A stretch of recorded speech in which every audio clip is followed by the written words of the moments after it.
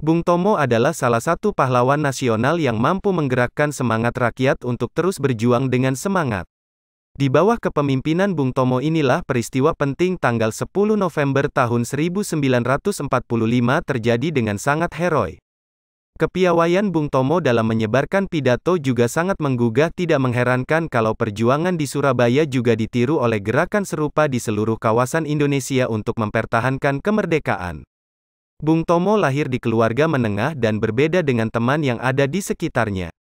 Ayahnya pernah bekerja sebagai pegawai pemerintahan.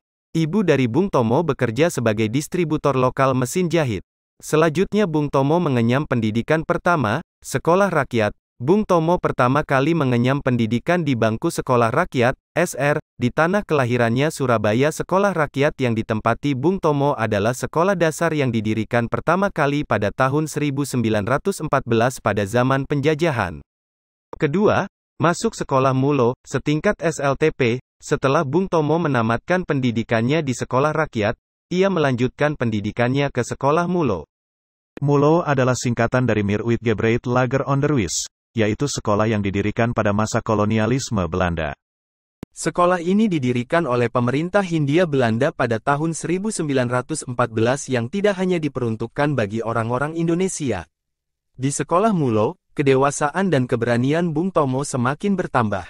Kegemarannya terhadap perjuangan dan kemerdekaan semakin meninggi dibanding ketika ia masih duduk di bangku sekolah rakyat. Ketiga, masuk sekolah HBS, Hogere Burger School. Selanjutnya, meskipun Bung Tomo harus berhenti sekolah akibat krisis ekonomi pada usia 12 tahun, dan harus bekerja mencari nafkah untuk membantu ekonomi keluarga, sekolah HBS yang ditempati oleh Bung Tomo merupakan salah satu sekolah yang bergengsi pada saat itu. Namun seluruh jenjang pendidikan yang dilalui oleh Bung Tomo memberikan gambaran betapa kejamnya golongan kolonial terhadap orang pribumi. Namun keluarga masih mendorong Bung Tomo untuk melanjutkan pendidikannya dan akhirnya ia lulus dari HBS secara tidak resmi, namun masih tetap bisa melanjutkan pendidikan. Keempat, masuk perguruan tinggi. Banyak yang tidak mengetahui bahwa Bung Tomo juga tercatat sebagai mahasiswa. Ia pernah mengenyam pendidikan di perguruan tinggi.